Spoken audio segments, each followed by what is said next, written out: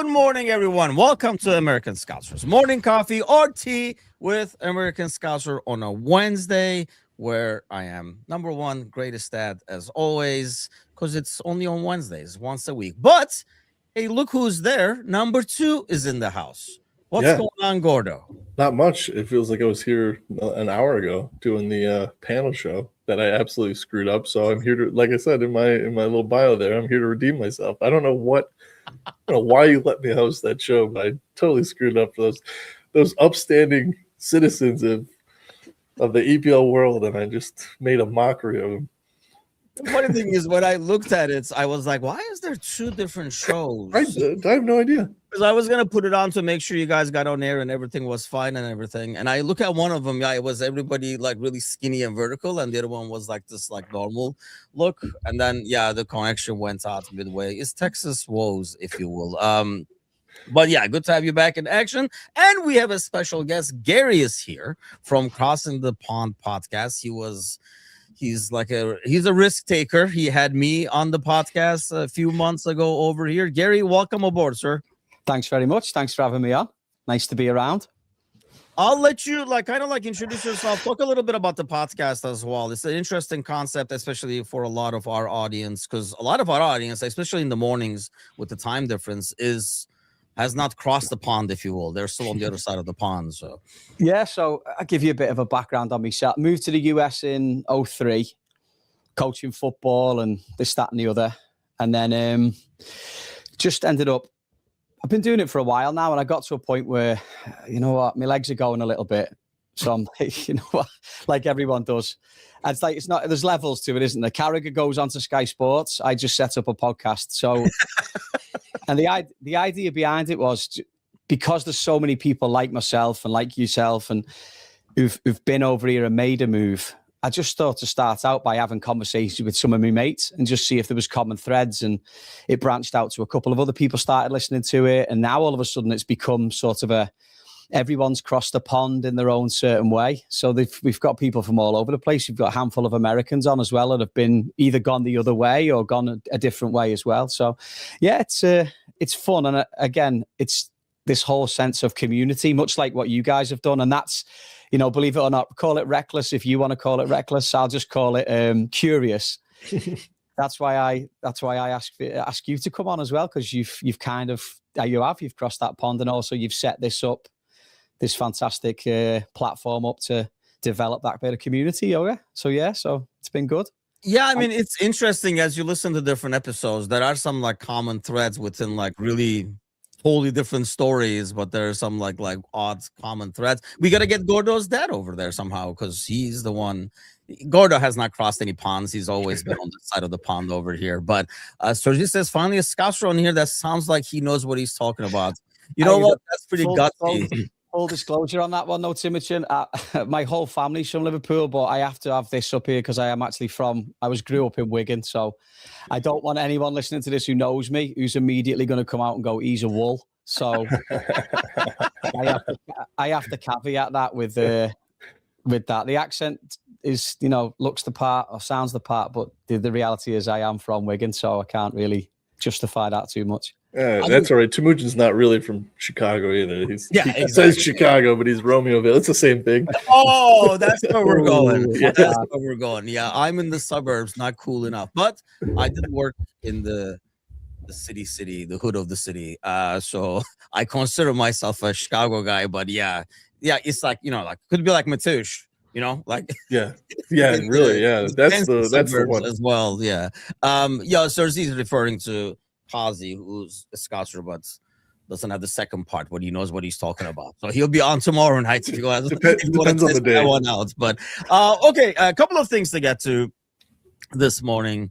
First of all, obviously, like Gary's first time, and Gordo, you have not been on in like 2 weeks. Like this team's freaking air changes by the goddamn week. It feels like anyway. But so where are you at, Gordo, right now with this team as things stands? Look, it's one of these seasons where I think we're gonna look back in April, go, man, if we had only had our shit together, against Leeds or Sunderland, or these points that we dropped that we could have probably challenged for this. I don't think that we're going to be in a situation where we're struggling for fourth place. Is basically what I'm saying.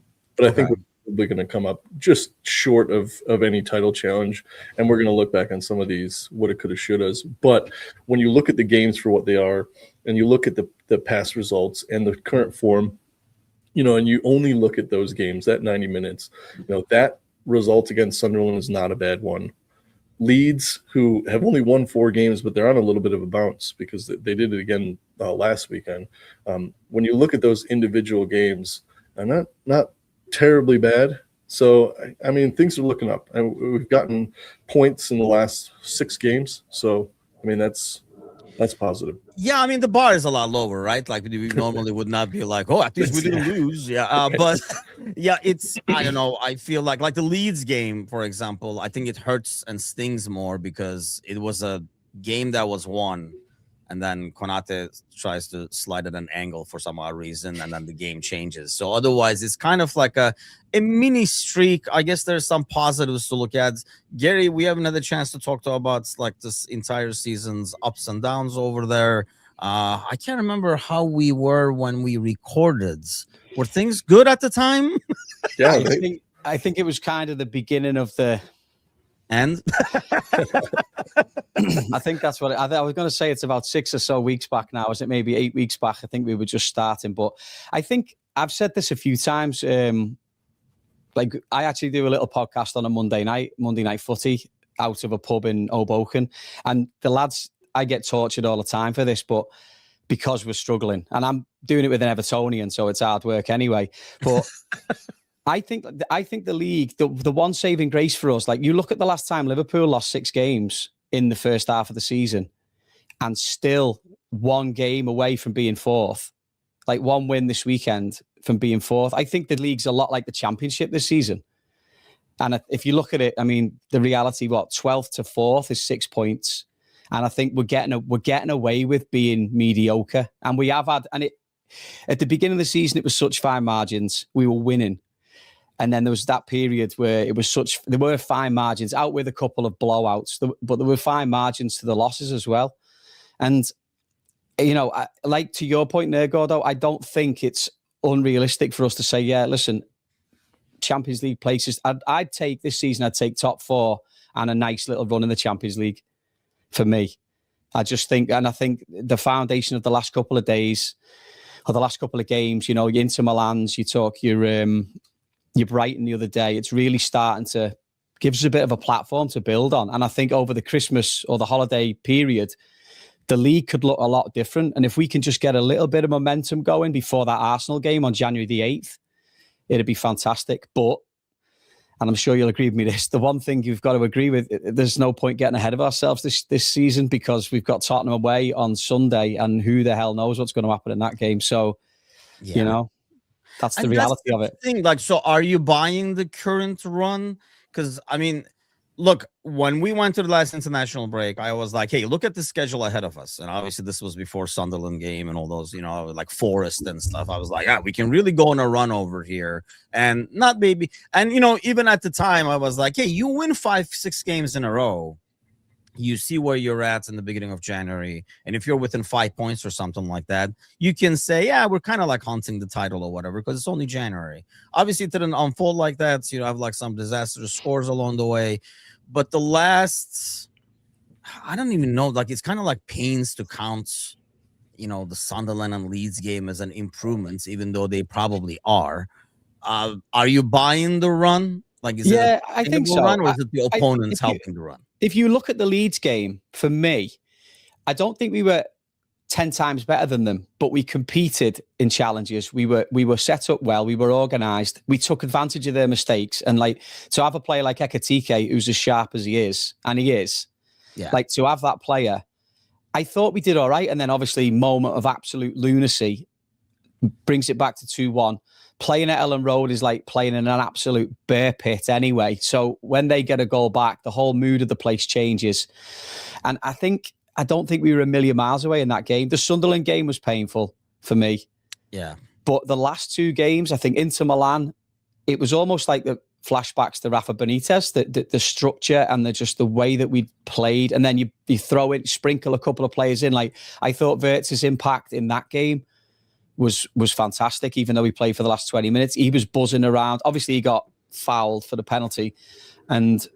But it's just him and around, picking the ball up in pockets was really good. And I just think that if he can build on that a little bit, and the Brighton game again the other day was good. And I don't know if we look solid enough, but we try to be too intricate in and around the box. And when it works, it looks great. We nearly scored on Saturday.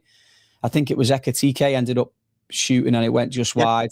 Build out from the back, really sharp.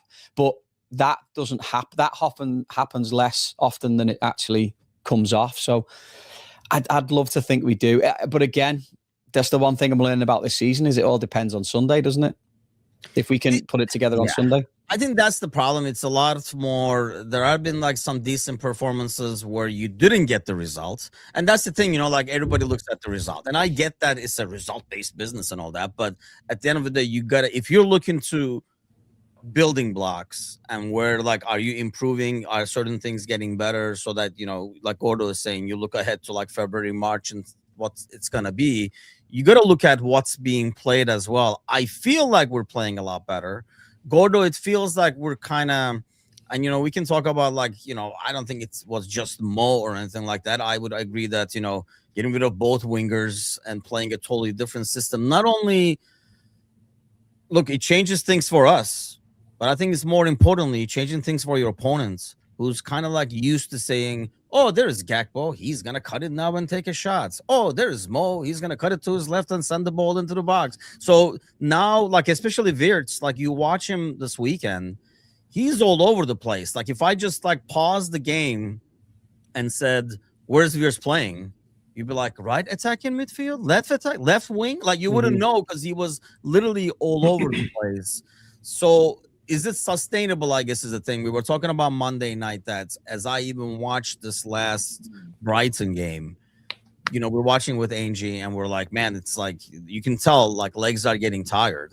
And we're like, yeah, they need subs. And I was like, like who's going to come in and do the same job? Like you kind of a body come in that midfield, but it feels like that midfield needs a very specific type of player that's all four of them were out there. You didn't have anybody else to go in. Yeah, and that's the difficulty of trying to squeeze so much talent in such a small space. And those guys, a lot of them like to occupy the same spaces and they look for the same balls and they try and make the same runs. And it's oftentimes, I think, why we're seeing our defense kind of get left in the lurch. And those fast breaks are coming in, and it seems more and more like you've got Konate and Verge running by themselves without much support because everyone's kind of trying to get into the same areas for the same ball, and then we lose it on the counterattack. It definitely helps in terms of how the opponent's set up for us, right? Because it's one thing when everything's clicking and everything's going well, and you put the same team out there and they play the same way and you get results.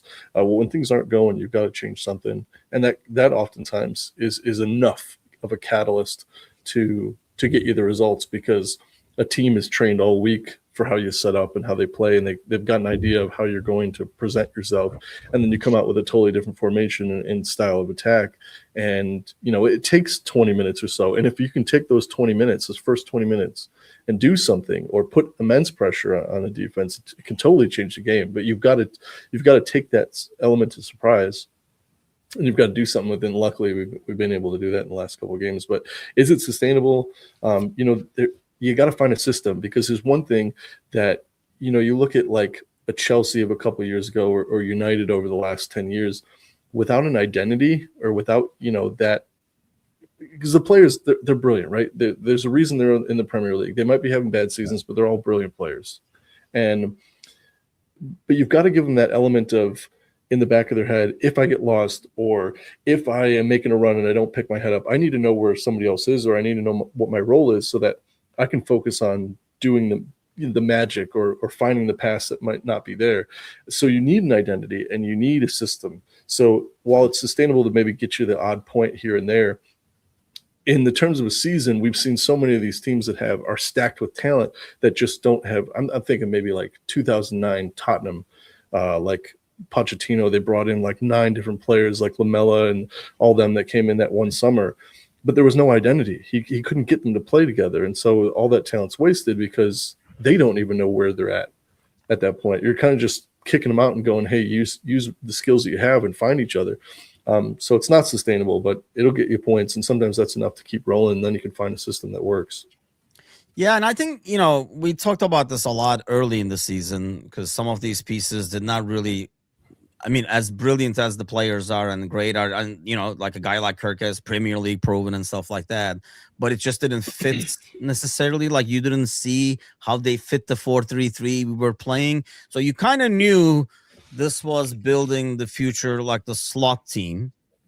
And we always said, I remember like a month or two ago, like, once AFCON starts, we're going to see what the future vision is, like the Liverpool without Mo vision and stuff. Gary, there's a ton of, I don't know where you stand on this, but like Slot's got a ton of, I felt like ridiculously over the top criticism and stuff. Did you ever have a moment that you were like, you know what, enough is enough?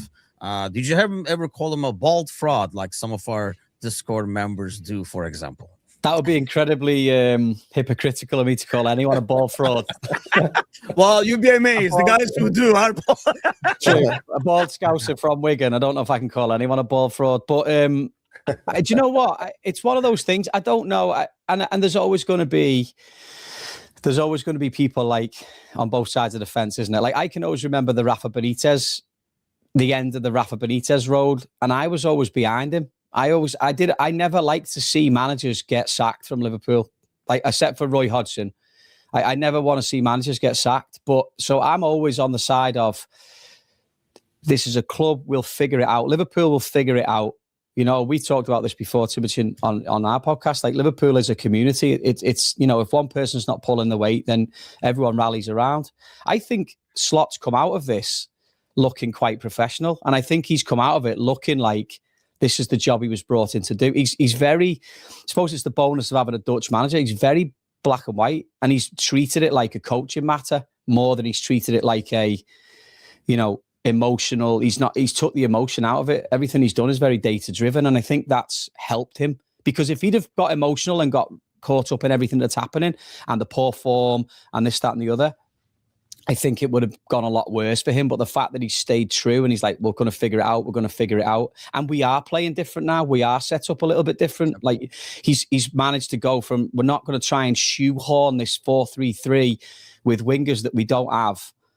We're going to play what on paper it looks like a 4-4-2, but it almost looks like a box four in midfield where, Viet starts on one side, Szoboszlai's on the other, but they both just drift in anyway. And then the fullbacks go around. You look at Kerkez, he's the one guy, I don't know how critical we can be on this program, but like he's the one person for me that is really struggling. And I think when you look at the past with Klopp, is that when Andy Robertson came in, he didn't play for 3 months. Yeah. And he was flying at Hull and he never played for 3 months. And then when he came in, he was up to speed. And I don't think Kerkez has had the opportunity to do that for whatever reason. And I think if he did, but then you've also got the caveat of that is, have they been playing slot ball for the past 3 or 4 months? Is this the time now where they're actually doing it? And are we now going to see a newer version of Kerkez? I'd love to think we do, but the jury's still out for it. For me.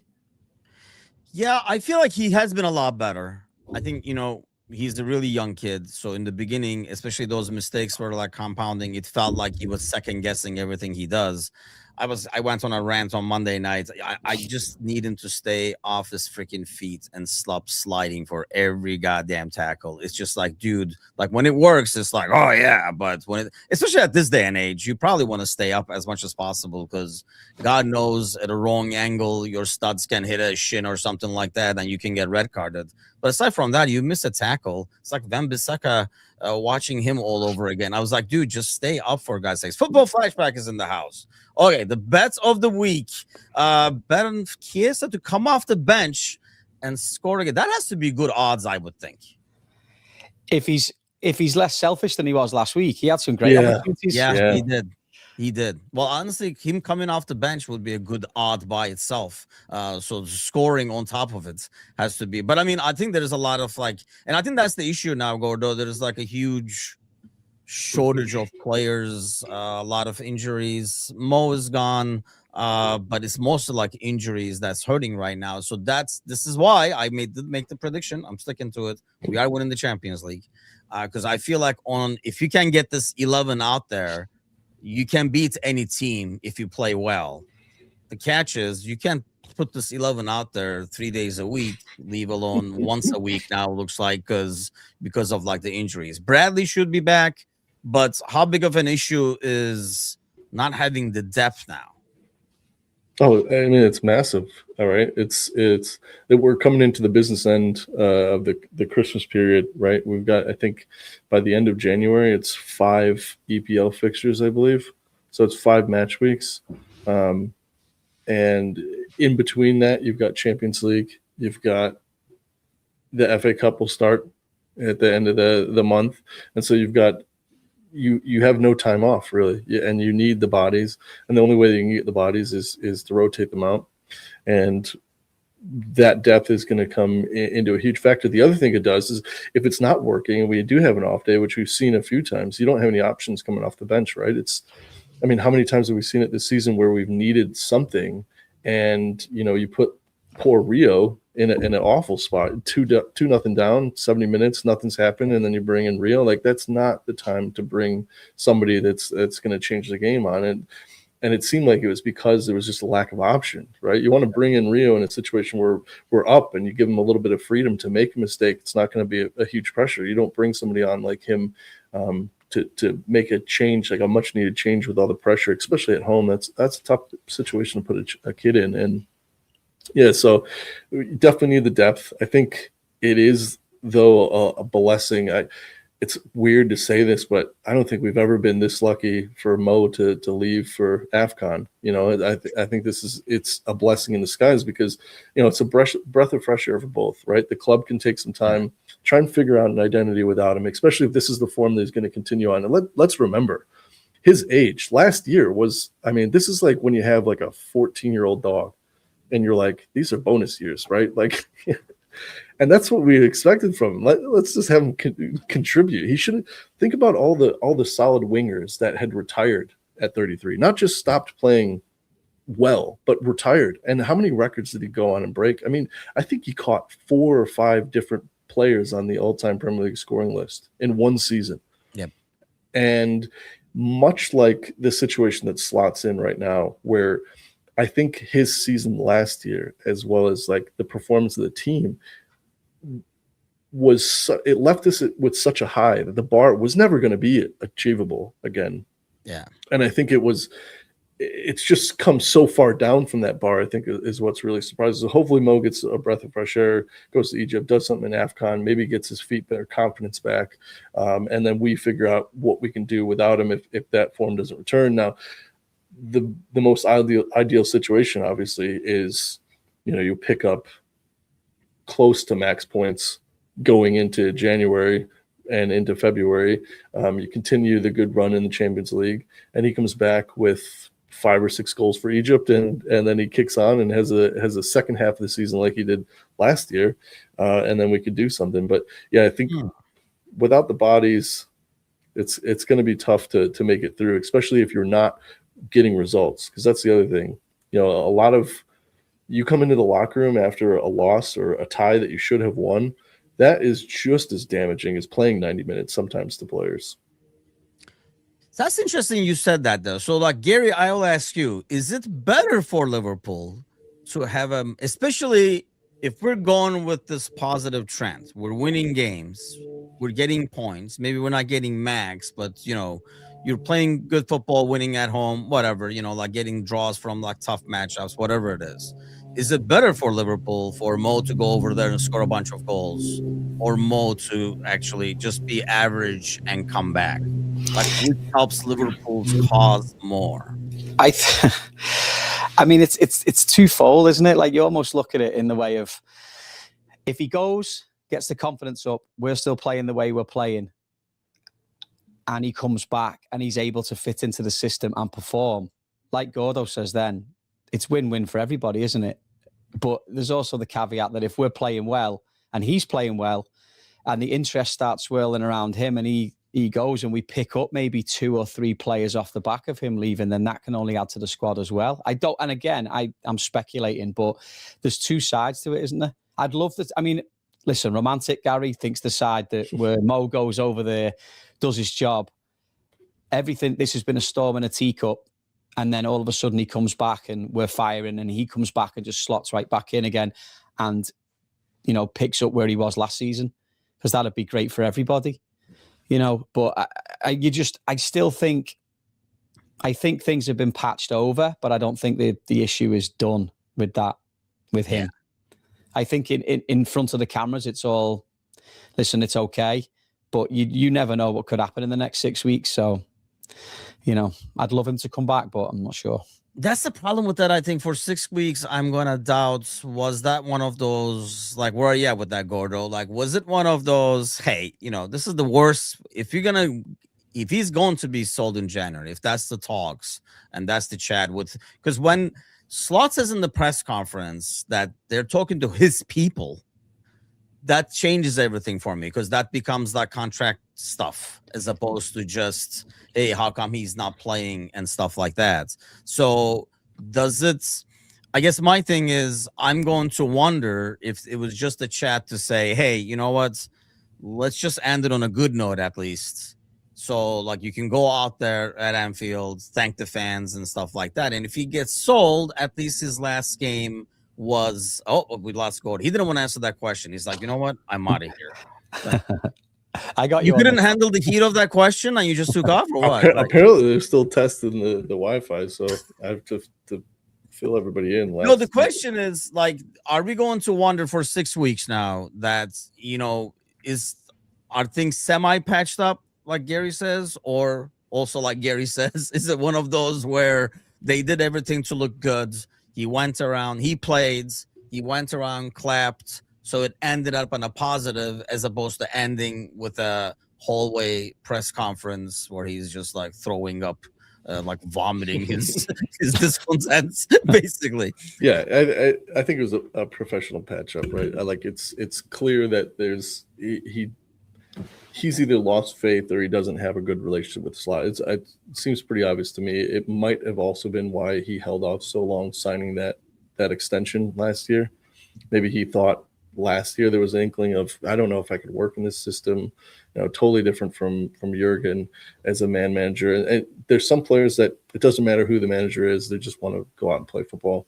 And then there's some people that need that father figure type coach, and maybe Mo slotted into that, and he enjoyed that, and now he's got kind of a, I don't want to say cold and callous, but you know, it's totally different from Jurgen. He's not going to put his arm around you and you know, walk your wife down the aisle because the father passed away. But you know, and maybe Mo needs that, and so I think that we're seeing an amicable breakup, and just hopefully that it gives us the second half of the season and leaves. But you know, I don't think, like Gary said, I don't think it's over. I don't think it's like, you know, water under the bridge. I just think that it's a professional patch up. So that would mean, then answering my question, you do want him to have a good AFCON, because you do want to show the world, no, he's just not fitting the system right now at Liverpool. You know, he's still like a top winger or whatever, which I don't think the Saudis look at Mo and be like, can you still run though? I think it's just a matter of, you know, bringing him as the face and stuff. And I don't think the money is going to change a whole lot because, he scored 2 goals in AFCON kind of a thing. I don't think that makes a difference. But so that brings, I kind of avoid transfer talk and I smack anybody who brings it up usually until like right about now, because at least we're only 2 weeks away. So January window is coming up. So, Gary, we just talked about, you know, too many changes and stuff like that. Is it almost, but then also we talked about depth issues. So how dangerous is it? I think like bringing a center back like Gay, for example, is a safe bet where you can transition easily. But there's a lot of talk about Semenyo. Everybody's trying to still clone the old Fabinho, like bringing a midfielder and stuff. How dangerous is that, though, at the same time, right when you're kind of like getting a groove throw even more ingredients in there to kind of like go back to where you were, the chaos. Well, it's going to stir the pot, isn't it? I mean, like, and like they're already saying now, if you looked at it 2 weeks ago, you would think Semenyo was nailed on to be coming to Liverpool. Well, now 5 clubs are linked with him, if you believe what you read in the press. So it's just going to turn into that's what you don't want, do you? You don't want like an absolute shootout trying to get players in January. Like, I'd love a centre back. I think that's the priority, has to be. I'd go in and just pay the freight on Gay if I'm Liverpool. But I just think it really does put it into the mix. And to go back to the depth things before, like, you know, did we really have to sell Luis Diaz? Did we really have to sell Tyler Morton, who is ripping it up, by the way, for Leon this season? Did we really have to do that? Like, those players we haven't seen any of that really this year, have we? There's not been, like, you know, lads who are on the periphery apart from Rio. We haven't really seen lads who are in and amongst it. Yeah. So we don't even know what the depth is. So, I mean, the lads who played in the Carabao Cup failed, but they were very young. You know, there's a lot of lads out on loan. I don't know if we bring lads back off loan. I just don't know how it's going to shake out, if I'm honest. Yeah, Elliott seems like, I mean, I was talking about this midfield requiring a certain number of type of player. I think Elliott could do, well, not the same thing, but like can play, like you taking Wirtz out, you can put Elliott in and be like, okay, the last 20 minutes you're doing what he's doing, kind of a deal. I think that might work, but that's the thing, I guess, Gordo. My thing is, even right now you have injuries. I get that. But even if you don't have injuries, I just look at this. I was asking the boys on Monday, and of course, Gally took it to some other dimension. But like, I don't see, I look at the squad, and then you look at the formation now, and you're like, hey, you know, like Isak, Ekitike probably up top, right? Or like you're going to play with 1 and like 2 behind it or whatever. And hopefully like Isak and Ekitike can play well together. Well, here's the thing though. They can't play well together 3 times a week. And I don't see like, oh, Gakpo can come in there. Like, I can't put Gakpo. Can you put Gakpo where Ekitike is, for example, right now? Because we know that dude couldn't play middle to the point where we had to put Diaz in the middle because Gakpo couldn't go in the middle. So that, like, in terms of depth, I guess that's my thing. It's one thing to have guys on the bench, but if they're not going to be able to come in and do similar to what the other guy is doing in terms of, like, you know, the last 20 minutes, the last 30 minutes to save legs, you really don't have depth. You just have like bodies. Might as well set my ass on the bench. Well, yeah, you know, the point is, you know, you've got players that totally change the game too, in terms of the way that we attack or approach the situation. So you throw Endo on, you can't put Endo in, even though he's on the bench. He's somebody that could easily come in and give you 20, 30 strong minutes, but he's not a player that can just slot in and play the exact same way that we've been playing. When you bring him in, it's a totally different dynamic. And so, yeah, I guess there is a good shout for that. I saw the meme of slots like all-time 11, and it had, you know, the greats that had Pele on there and Roberto Carlos and stuff, and then on the left wing was Gakpo. It's just like will not give him up. But yeah, I think like last year, even when Gakpo was struggling at the beginning of the year, and he was favoring Diaz, and I thought, you know, we were still getting production from Gakpo. It wasn't the same. It's so frustrating because it's just old school, you know, growing up like in the 90s. He looks like someone that should be able to play that top center striker role. You know, he's got the build for it. He likes to play with his back to goal. He can turn and shoot, but it just doesn't work. It's almost as if he really needs that goal to be about 10 to 15 yards to his right. Otherwise his shot goes all the way over there. It's something he's a one-trick pony, but I mean, the trick works, right? It's like when it works 80% of the time, all the time. but you know, my argument, because I know that Gakpo splits especially in our Discord, Gakpo splits the group. But when you've got a team that's struggling to produce, and what is it? He's got 4 goals, 3 assists, or something like that, or vice versa this season in the Premier League. He's producing. So, like, yes, it's frustrating. Yes, he keeps picking them. Yes, it feels like he's trying to smash a square peg in a round hole. But he is producing when you look at everybody else's numbers. And so I don't know if you could justify dropping him, but yeah, there's not much. Like, who else do you bring in at that point? Because there isn't like a like for like substitution that can change the game. Like, that's the thing with Gakpo. I mean, when Gakpo first came over, we were like, oh shit, we got a Bobby who's taller too, like who has like, he's physically, he can head the ball too and stuff. And then he couldn't play in the middle anymore. Like, it looked like he could play in the middle and basically be the false nine. And then suddenly he couldn't play middle anymore. He went to the wing. I mean, Gary, he does get, I feel like, over the top because Lauren isn't out there to take all the blame. We're looking for like other people. So, but I think he's getting all the blame because people are watching. We're not scoring. So on the right-hand side is Mo. You're like, well, Mo's Mo. You can't question Mo. Well, the guy in the middle could be Ekitike or Isak. Well, he's new. And then it comes to Gakpo. Well, what's your excuse? Like, so I think like Gakpo always gets like the brunt of the blame, even though I don't think he's playing terribly. I have criticized him for his like defensive work rate. You were talking about Kerkez's struggles. I think a huge part of that is Gakpo being in front of him. I think Kerkez plays like you were like saying, like, for example, Robertson.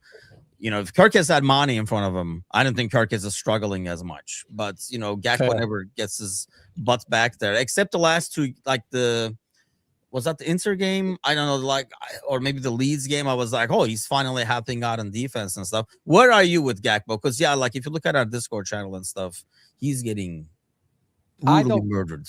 I think he's got quality. He is a bit of a one-trick pony, but the trick is good, like you've said. But it doesn't. The thing is as well, though, right? I mean, you look at the numbers of him, like, and back to the point I suppose you said about depth. Like, if you look at this season versus last season, Salah's nowhere near it, and that was a lot. That was a big chunk of the production last year. I hate to bang the Jota drum, but you've lost him because how many times last season did you say, just put Jota on? And he came on and did something. I mean, obviously the derby is the one that stands out the most because it was his last goal. But Harvey Elliott would come off the bench and give you something. He scored against PSG. He scored against, he scored in games there where you're like, okay, you need something. And I sound like the biggest hypocrite in the world here, but Darwin Núñez is another one who last year produced. So I know. Listen, I know because I should have put my tin hat on to say that, but like it's true. So you look at the I mean, I don't know the exact numbers, but I do know moments and those players, that lack of productivity from them now all of a sudden, like you said, puts the spotlight on players like Gakpo. Well, he should be getting all these goals. Well, he doesn't really. It's just that the lack of production from other areas of the field are killing us. And I think that's been the biggest problem this season, hasn't it? I don't think he's that bad. But again, you've got no one behind him who, if he's having a bit of a nightmare, you can't bring Diaz on, or you can't bring Jota on, or you can't bring Harvey Elliott on. So you might actually influence the game. That's the biggest problem. And like it goes back to everything that you've been talking about is the depth. Is that going to catch us? Yeah, so let me ask you then, Gary, what is your ideal scenario for January? Like January ends and you're like, my dreams came true. I'd love no drama. So if I'm honest, maybe Salah goes, maybe this is the time for him to leave. Maybe we get a bit of money for him, pick up a couple of, you got to get a centre back. I'd pay the freight for Gueye. If Semenyo is there, do you take him? He's a proven Premier League player. He knows that, he could probably fit into the system. There's enough talk about him that it might be a go. I'd love a Wharton from Palace. But again, are you going to get that? You're going to pay a lot of money for him at that time.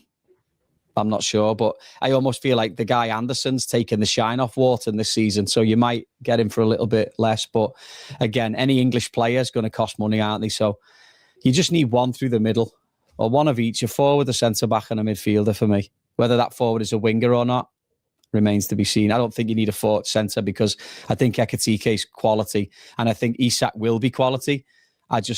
He needs time because he's, like I said, he was doing all that madness at the beginning of the season, which I don't necessarily agree with, but because should be a professional, but he's going to be good. There's no question.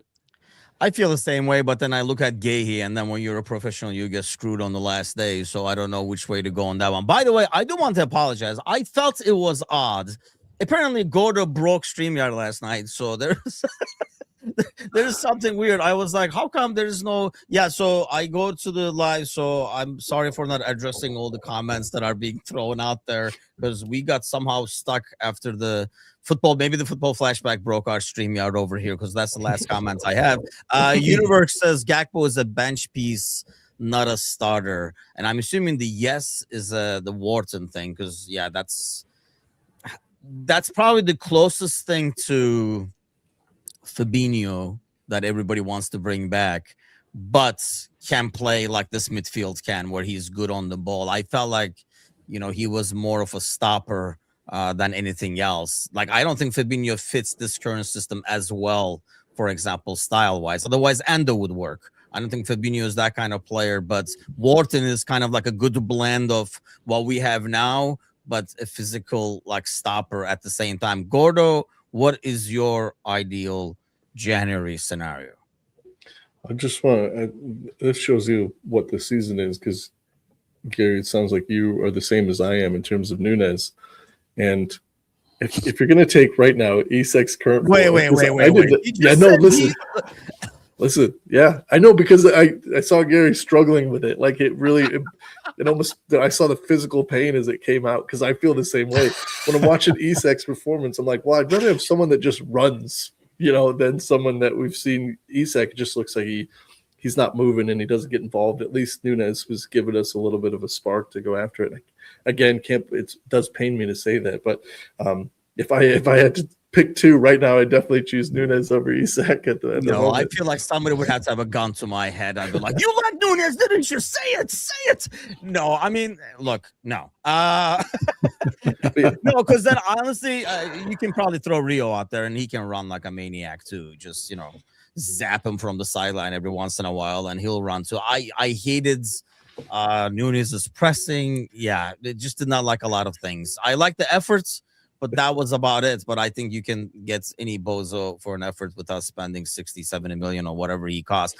Diaz is probably the one that I feel like you're missing with, like, running with quality is like my thing. Ryan says, I love Darwin. Are you? No, stop that. Stop the Darwin talk. All I can think of is Brentford away. That's all. When I think of Darwin Nunes, I just think I don't think of Everton in that derby when we could have won the league. I think of Brentford away last season.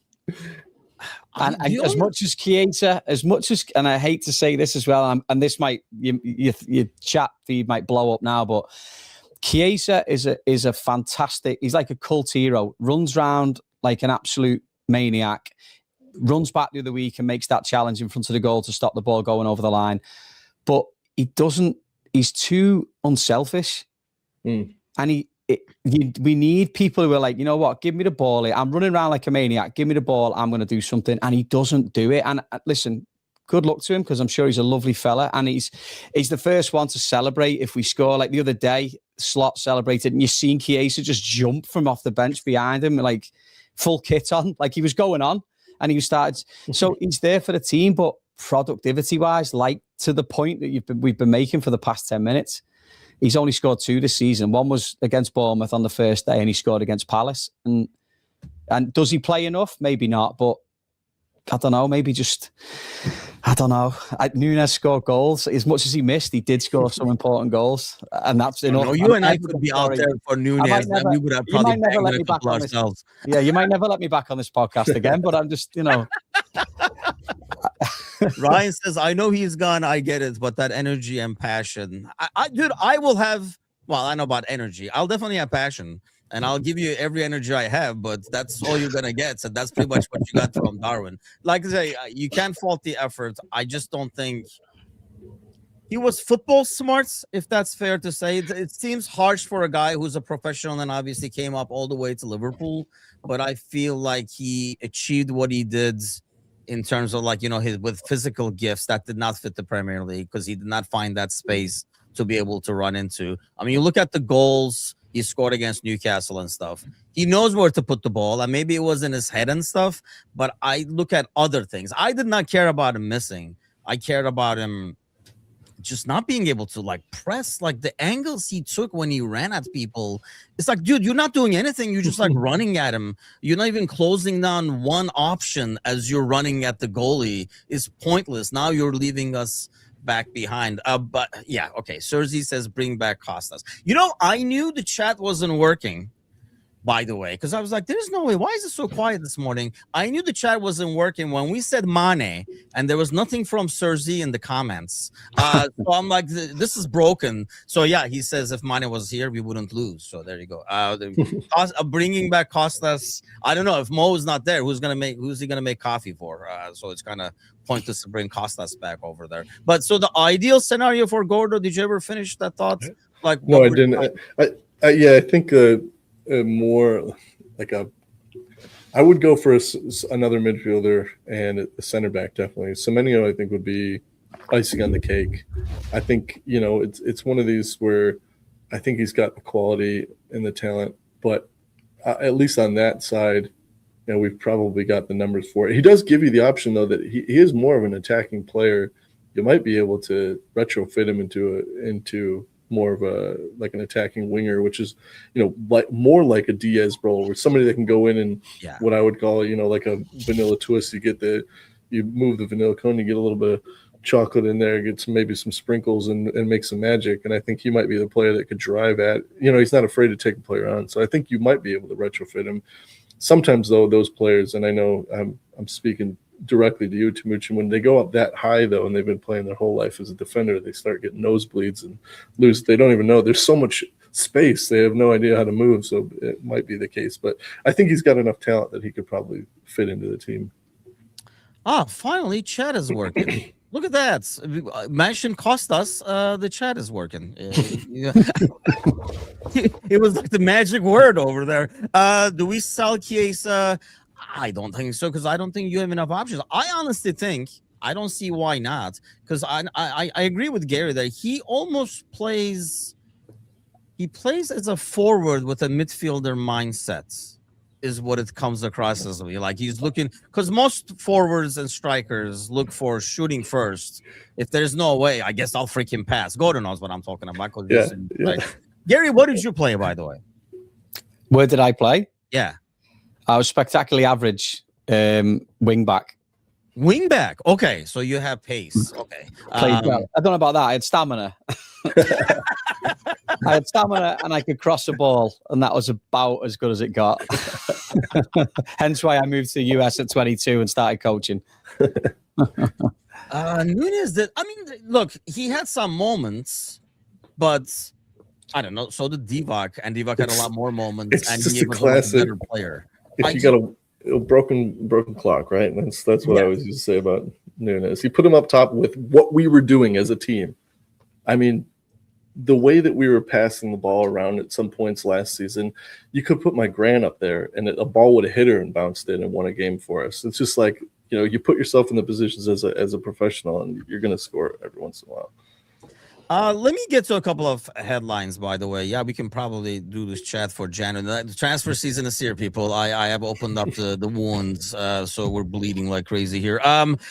Okay, so this right here, the FIFA, after getting slapped around, I almost feel like this is FIFA's way of like, yeah, see, we fixed it. Headline. Gordo, you sent me this.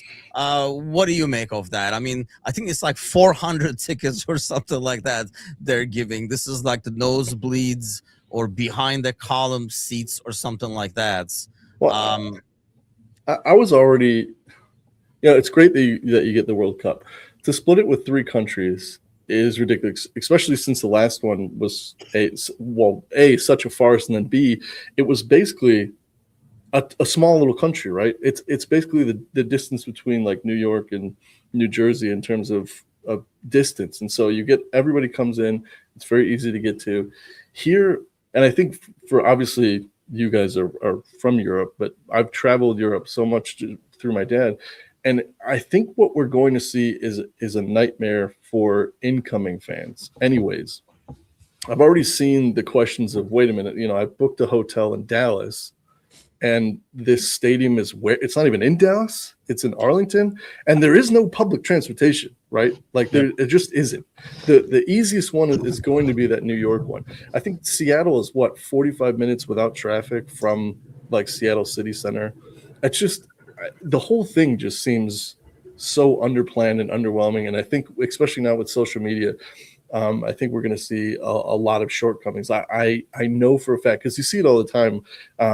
I'm trying to think of the exact game, but it was just like a different country, and somebody just goes to it and they're like, "Oh, I thought the game was here, so I've got a ticket to the game, but I went to the wrong country or whatever." And that's what it's going to be. I think a lot of fans are buying tickets to, they've been told that it's Dallas, they've been told it's Seattle, they've been told it's New York. They find out, oh wait, the stadium's in New Jersey. Wait, the stadium's in Arlington. Wait, the stadium's 45 minutes out. I think San Francisco is one of the worst ones.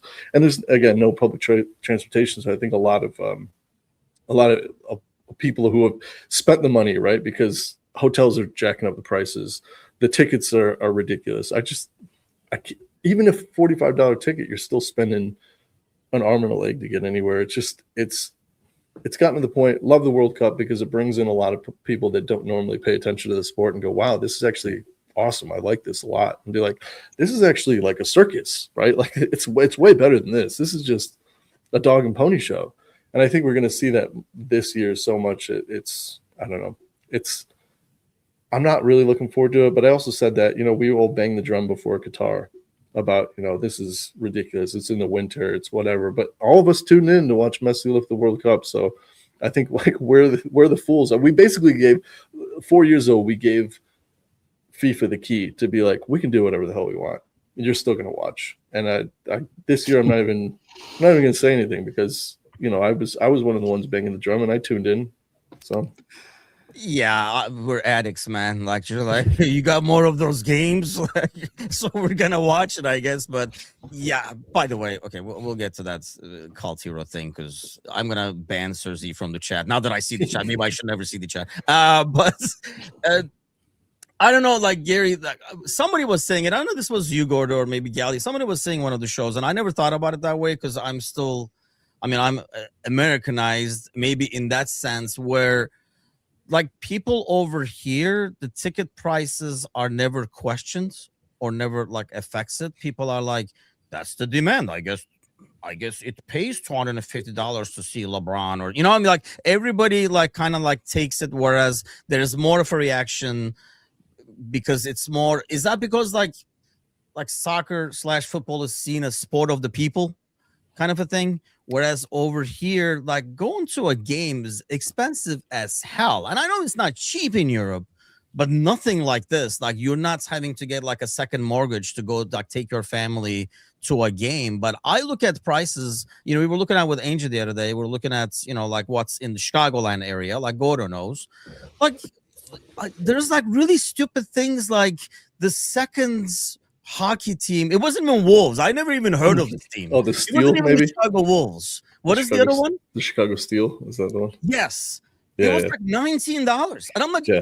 I didn't even heard of you guys. Oh, they're like 19 years old too. These kids are like they're going to school during the day and then playing hockey at night. Yeah, but I gotta pay $19. He's probably not getting paid $19. Like I feel like the sports over here is so freaking expensive that FIFA based it on like American sports. So like Americans will pay this; they're used to it, or it's just basically FIFA being FIFA trying to cash in. Well, the whole thing about the people's sport has gone out the window, hasn't it? I mean, look at the countries that are in it, and the people from these countries don't have the money. And I mean, I think me and you and I have actually spoke about this before. It might have been on my show.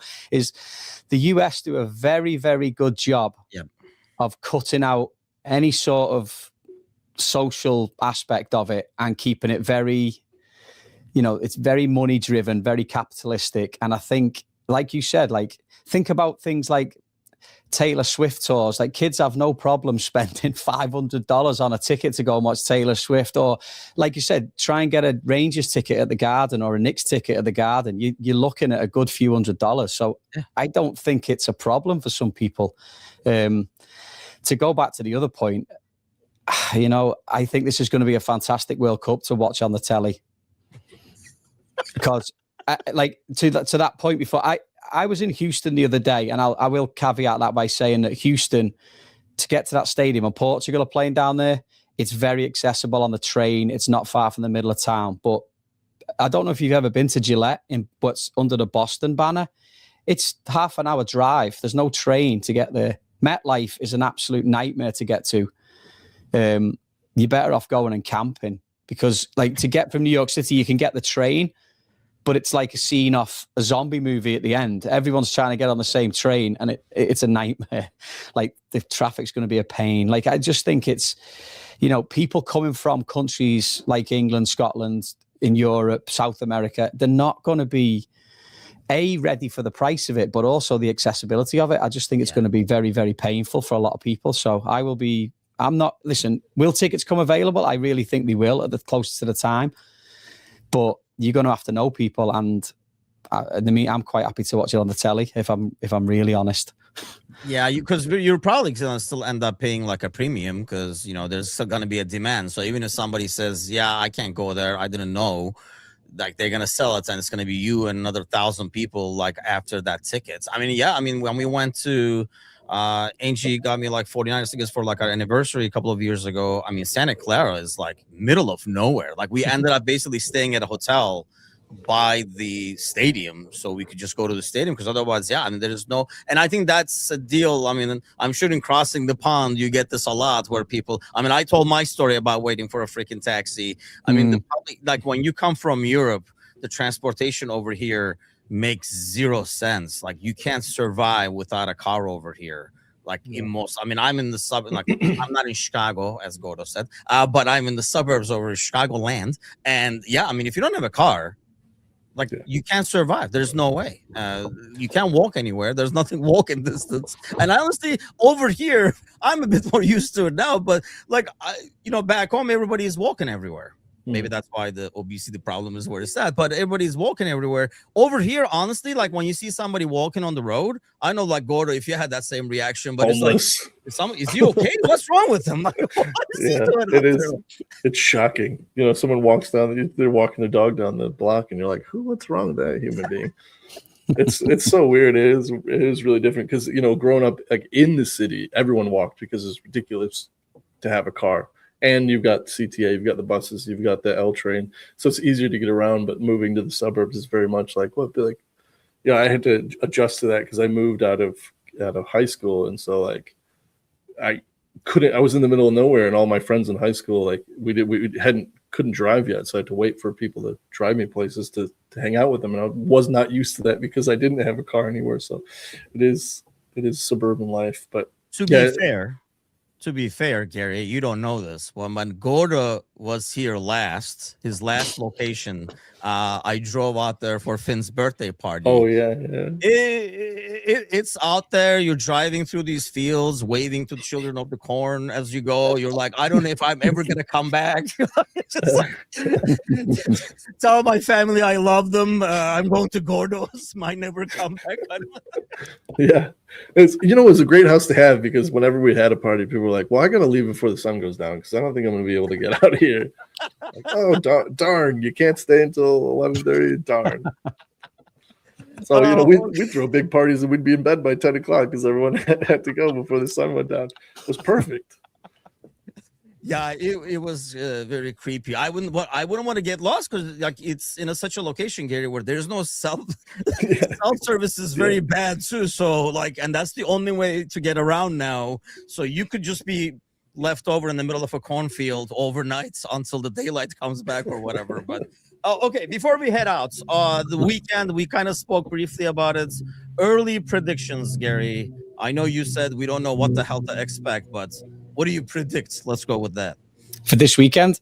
Yeah. I'd love to think it's a 2-0. I'd love to think we can get a goal, take advantage of you jump on the team a little bit early, like we used to, get the goal, and then maybe hit them again at the end. Tottenham is such a Jekyll and Hyde team. And that stadium, I've been to that stadium once with my missus, who's actually a Spurs fan. And I know nobody's perfect. Moment of silence. Yeah, I know.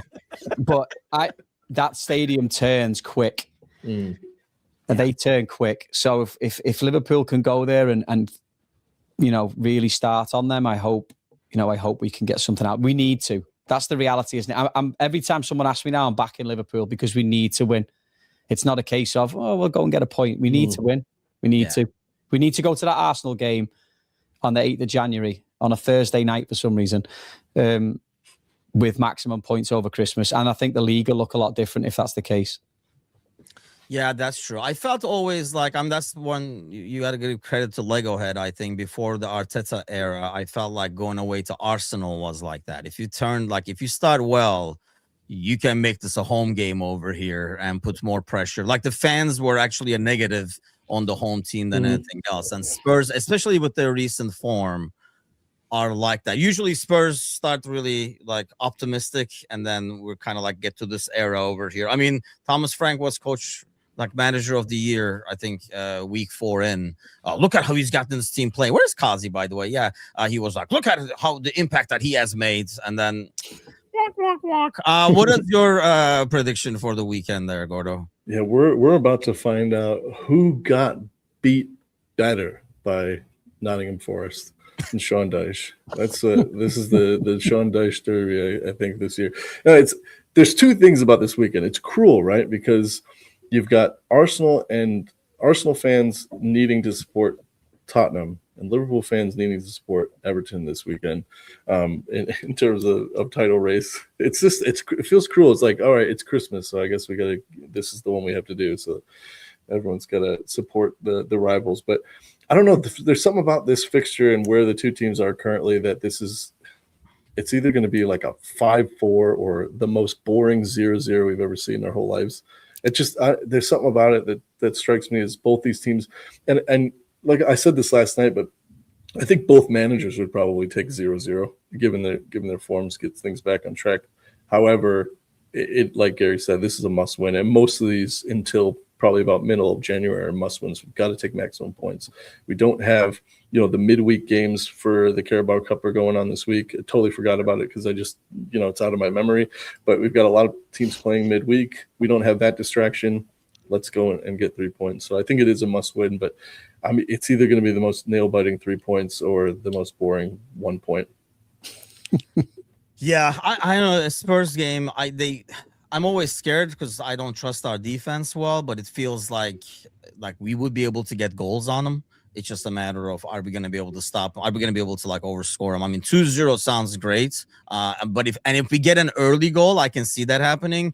I just worry that if we fall behind, that could be a game that's like 4-3 or something like that. And God knows which way it will go. But yeah, 3 points would be nice. I'm not even looking at who else is playing what. I feel like if we get a win streak going over here for 2-3 weeks, I'll look at the standings at the end and be like, can we see them ahead of us? If we can, then, we'll get the hopes out there to be crushed again over there. But hey, Gary, thanks a lot for jumping on this week, man. I know you're with us next week as well, right? Yeah, definitely. Yeah. Christmas Eve.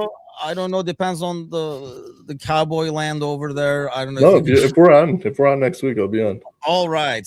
So next Wednesday we'll be here. Tomorrow night. Speaking of the Bold Crew, they'll be on tomorrow night at 7:00 Central, 8:00 Eastern. And then that's the only team I constantly regularly root against is United, because Rival Bros. We're gonna be live tomorrow night. Thursday night at 10:30. After that podcast, we'll be live for Rival Bros. So do tune in for those. Have an awesome week, everybody, and we'll see you guys soon. Take care.